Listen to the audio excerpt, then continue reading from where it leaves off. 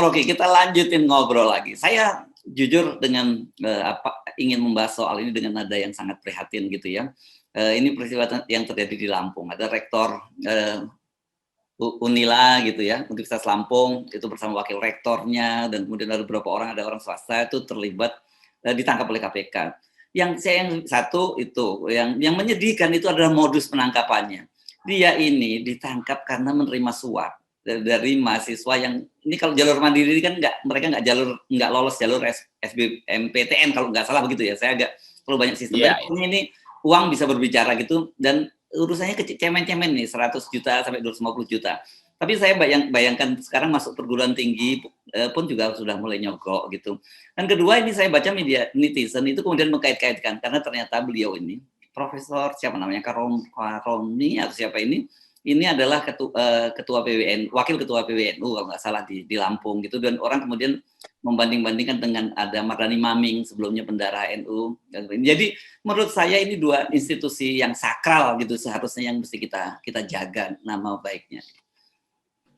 Dan akhirnya orang juga bertanya, ini uang yang dikorupsi di Lampung itu ngalirnya kemana? Apakah dua nama tadi atau dua institusi tadi juga berkepentingan atau terseret-seret?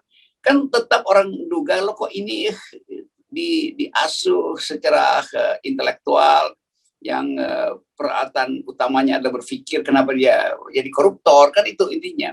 Dia terkait dengan kesolehan NU, lo kenapa jadi koruptor. Jadi orang anggap bahwa ya nggak ada urusannya lagi status dia apa tuh, tapi mentalnya memang udah korup. Tapi kita harus lanjutkan bahwa yang terjadi di Lampung itu sama seperti yang terjadi di kepolisian. Itu fenomena kecil dari bentukan besar negara ini yang memang etikanya udah hilang itu. Jadi kalau si rektor bilang, ya saya memang ketangkap, tapi rektor yang lain juga saya tahu. Lebih parah lagi mereka tuh.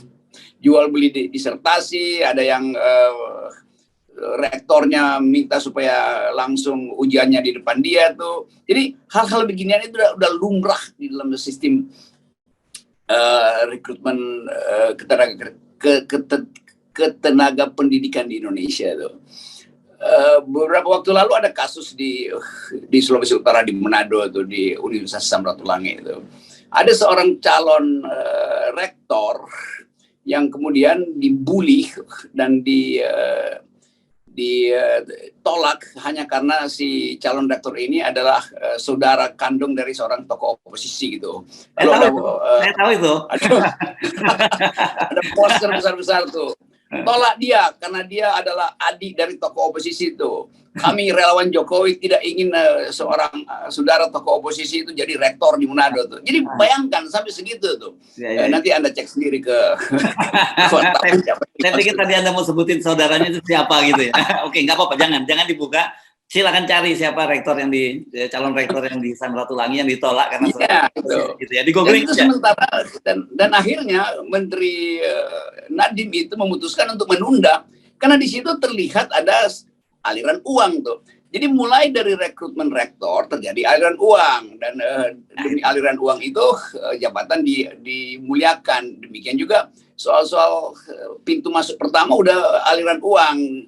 Masa orang diizinkan masuk belajar bukan karena otaknya bagus tapi karena uangnya banyak, kan itu masalahnya di Unila sekarang tuh. Jadi fasilitas publik kita betul-betul hancur, apalagi dalam keadaan kita lagi masyarakat sipil lagi mengkonsolidasikan diri untuk membongkar korupsi.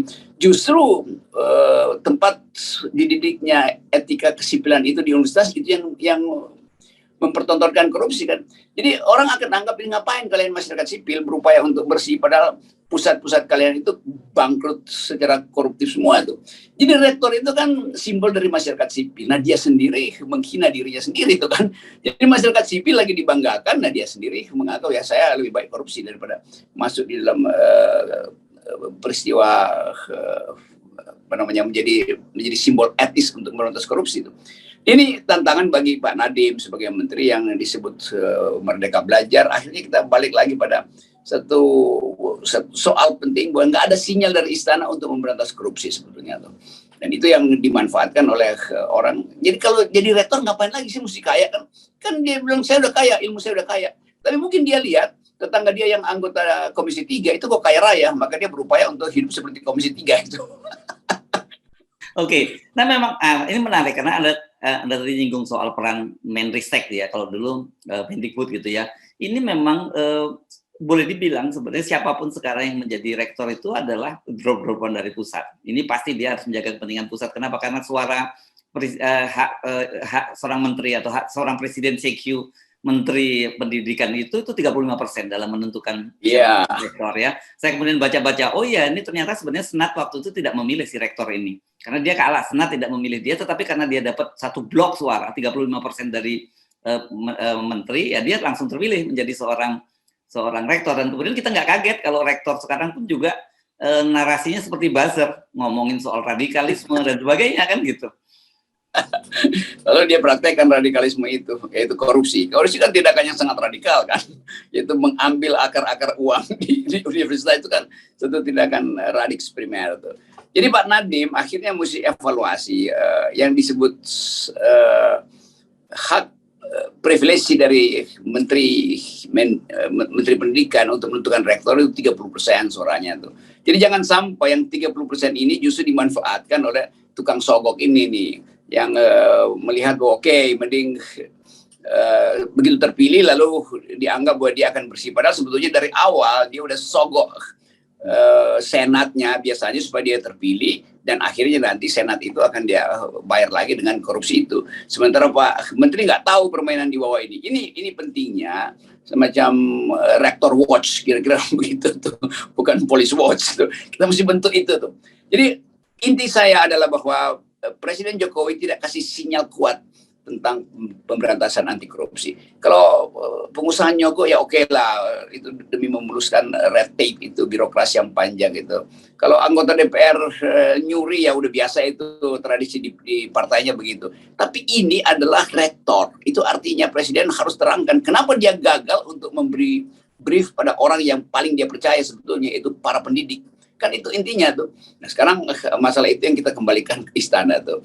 Jangan-jangan memang ada kakak pengasuh di antara para rektor ini. Oke, yang tadi bukan 30%, Bung Rogi, 35%. Jadi otomatis siapapun yang didukung oleh menteri atau didukung oleh presiden itu pasti terpilih. Dan ini kan kita melihat di situ salah satu sumber pemburukan yang terjadi. Saya sepakat dengan Anda bahwa kenapa soal ini kita sorot, ini kampus perguruan tinggi yang diharapkan melahirkan orang-orang yang terdidik dengan etikabilitas gitu ya, yang baik. Ini kan sangat berbahaya ketika ada orang cerdas secara otak, tetapi dia minus atau dungu secara etikabilitas. Ini kan jauh lebih berbahaya. Ya, saya kemarin habis diskusi panel dengan Ustadz Akal Sehat 2S, Ustadz Abdul Somad di sebuah seru tuh. Iya, di sebuah universitas kecil tuh di Jakarta punya Muhammadiyah tuh, namanya Institut Teknologi dan Bisnis Ahmad Dahlan itu. Dan itu setelah ditolak di banyak kampus, lalu dipilih kampus kecil itu. Dan mereka senang karena kita bicara tentang masa depan bangsa. Banyak kampus yang menolak saya, menolak Ustadz Abdul Somad hanya karena menganggap ini pasti akan ditegur oleh pemerintah kalau menerima saya dan Abdul Somad untuk bicara tentang korupsi, tentang keadilan sosial, tentang Islamofobi. Jadi kampus sekarang itu seolah-olah disulap jadi tempat para buzzer. Karena itu buzzer yang akan nentuin. Si Rocky Gerung itu Abdul Somad nggak boleh tuh, buzzernya lapor mungkin ke pembisik presiden, lalu karena presiden menganggap itu bukan urusan saya, lalu dia lapor ke pejabat di bawahnya tuh. Atau mungkin para rektor ini begitu masuk nama saya Abdul Somad itu langsung merasa alergi itu kan. Itu bahayanya kalau kampus itu diberi sinyal buruk tentang oposisi. Padahal tugas kampus adalah beroposisi itu, bukan korupsi. Itu poin dasarnya tuh. Jadi kenapa bangsa ini tertati-tati menuju masa depannya? Karena nggak ada semacam kelegaan untuk menerima pikiran alternatif. Bayangkan misalnya kalau Unila itu ada semacam kegiatan oposisi atau mahasiswa setiap hari ada forum bersama rektor membahas pikiran-pikiran oposisi. Si rektor juga akan merasa oke ya, mahasiswa hebat lah.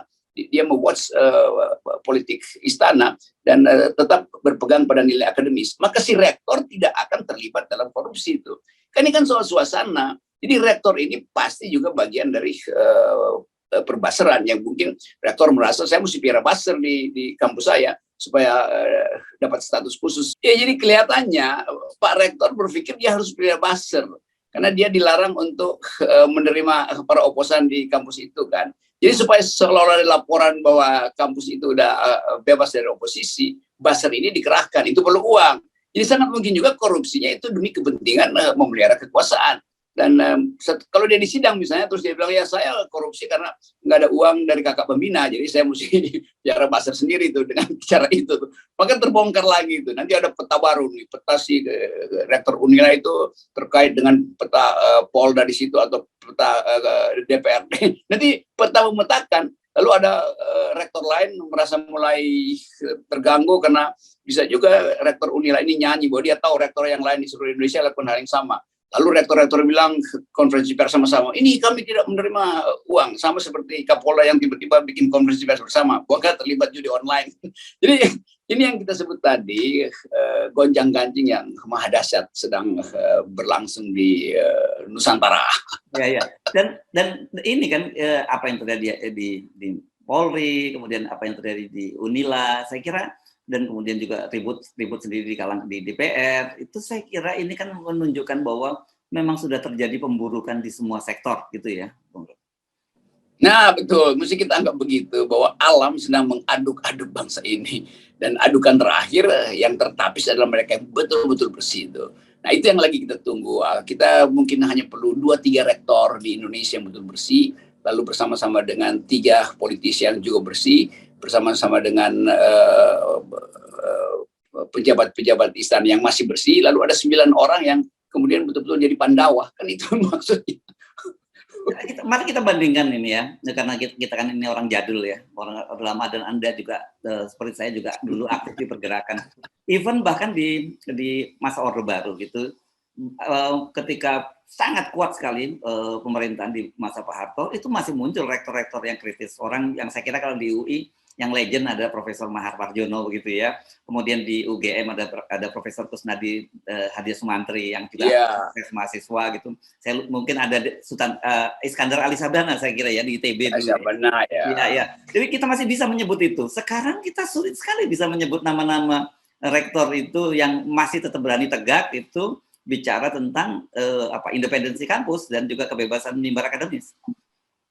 Ya itu diingatkan ajaibnya itu di masa Orde Baru yang otoriter, rektor negeri justru bersama mahasiswa tuh. Pak Mahar Marjono di UI, Pak Andi Hakim Nasution di IPB, dan tadi UGM dan ITB. Jadi ada semacam sebut aja kaitan etis di antara rektor ini yang merasa bahwa universitas tidak boleh masuk di dalam jebakan kekuasaan. Dan mereka justru yang diingat oleh publik. Orang nggak ingat lagi siapa menteri zaman Pak Harto tuh, karena banyak betul menteri yang betul-betul pintar dan orang anggap ya kepintaran dia karena memang di-brief dengan baik oleh pengetahuan teknokratis tuh. Tetapi yang orang akan ingat kok oposisi sebetulnya berlangsung di masa Pak Harto tuh. Diam-diam kan kita masih lihat bagaimana Pak Mahar itu kalau ngasih sinyal kita tahu bahwa oke, dia pro mahasiswa. Andi Hakim Nasution begitu juga, Iskandar Ali Sabana. Jadi semua hal yang baik di masa lalu itu dilupakan oleh rektor-rektor yang sekarang. Kenapa? Karena politik berubah menjadi tukar tambah jabatan semuanya. Dulu nggak ada tuh kasakusuk untuk jadi rektor. Ya biasa aja dianggap ya jadi rektor itu karena memang udah saatnya. Dan Pak Harto juga mengerti bahwa nggak boleh universitas itu terlalu dikendalikan tuh, bahwa ada menteri yang kemudian tiba-tiba menafsirkan lebih jauh itu karena menganggap bahwa Presiden Soeharto udah ingin agar supaya dikendalikan oposisi di kampus. Tapi tetap rektor-rektor ini memunculkan wawancara-wawancara yang cerdas dan orang anggap bahwa sinyal moral itu atau sinyal masa depan atau sinyal etika politik masih ada pada 5 rektor ini. Jadi hal ini yang membuat kita ingin kembali pada masa lalu, bukan kembali pada masa kekuasaan politik militer, tapi kembali pada etika universitas yang masih bisa menjunjung tinggi nilai-nilai kejujuran. Ya, Dan ngomong-ngomong zaman Pak Harto itu nggak ada obral doktor honoris causa seperti sekarang ya. Saya membaca Pak Harto bahkan ini katanya pernah menolak juga ketika UI waktu itu berniat memberikan penghargaan doktor honoris causa kepada Pak Harto. Ya, itu dari segi itu Pak Harto merasa buat apa dia itu presiden dan punya jabatan tertinggi dan nanti disuruh kasih kuliah pula nanti Pak Harto. Padahal Pak Harto tiap minggu tuh kasih kuliah dengan kelompok pencapir dengan bahasa yang sangat akademis dan di belakangnya itu para profesor justru yang briefing dia dengan data yang bagus sehingga Pak Harto mengerti betul keadaan pertanian. Kalau soal keadaan rakyat itu di luar kepala Pak Harto bisa terangkan secara sangat akademis. Itu mungkin yang dianggap waktu itu Pak Harto dikasih doktor honoris causa aja. Tentu bagi Pak Harto ngapain saya dikasih doktor yang saya udah ngajar kok. Jadi hal semacam ini yang memperburuk juga citra kita. Sekaligus kita minta pada Pak Nadiem untuk mengevaluasi ini pemberian doktor honoris causa. Karena itu jadi dagang politik juga di situ. Jadi universitasnya bakal dapat proyek dari seseorang yang didoktorkan di situ dan si dokter akan dapat kehormatan yang memang dia perlukan untuk biodata dia nanti itu. Tapi apa pentingnya soal semacam itu ketika akhirnya timbul peristiwa kekacauan politik di kepolisian itu. Jadi trade off itu yang kemudian kita anggap bahwa ya di bangsa ini lagi dikutuk aja dan kutukan itu yang akan membersihkan batin Republik ini. Iya ya. Nanti tapi hati-hati nih Bung Rocky ketika kita ngomong-ngomongin bandingin dengan Pak Harto nanti ada yang bilang ini bagian dari Orde Baru, apalagi kemudian ketahuan saya juga pernah jadi wartawan di istana gitu ya. Wah, pantas cara berpikirnya seperti itu. Tapi saya ingin menjelaskan bahkan pada masa itu ketika juga sangat represif terhadap pers, ada lembaga telepon dan sebagainya dulu ya zaman Pak Harto. Itu orang zaman itu wartawan masih banyak yang bersikap kritis gitu. Betul. Waktu itu saya masih anggap Kompas itu juga beroposisi, diam-diam ngasih sinyal. Jadi sekaligus balancingnya ada sebetulnya. Tapi memang pada waktu itu dunia menginginkan Indonesia diolah secara otoriter karena prinsip developmentalisme itu. Jadi Pak Harto juga ada bagian dari konspirasi global yang menyebabkan beliau akhirnya juga dibatalkan kepresidenannya oleh konspirasi global. Tapi kan kita nggak dendam pada Pak Harto, kita anggap ya udah Pak Harto selesaikan fase itu. Nah sekarang orang tiba-tiba mau pergi pada Orde Baru lagi, yang nggak bisa lah. Bahkan anak-anak Pak Harto udah bikin partai politik dan masuk di dalam sistem demokrasi kan itu biasa aja tuh. Jadi ngapain melihara dendam untuk sesuatu yang sebetulnya di dalamnya ada banyak pelajaran bagus, misalnya soal ekonomi itu betul-betul secara teknokratis Pak Harto mempersilahkan para ekonom yang berpikir bagus di UI untuk menjalankan ekonomi. Demikian juga soal politik itu dengan mudah dianggap udahlah itu urusan militer. Memang pada waktu itu militerisme itu gejala umum di dunia ketiga yang disebut oleh Huntington sebagai transisi menuju demokrasi itu. Tapi sekarang kita nggak mungkin membandingkan itu. Sama seperti orang kalau kritik saya tuh Rocky Gerung coba di zaman Orde Baru udah hilang kepalanya. Loh justru kita nggak ingin supaya zaman itu kembali dan karena itu saya beroposisi pada Presiden Soeharto, LBH, seluruh masyarakat sipil. Sejarah kita ada di situ. Hersubenau itu tahu semua apa yang ada di balik istana karena dia wartawan istana, tapi bukan berarti dia ingin kembali ke situ.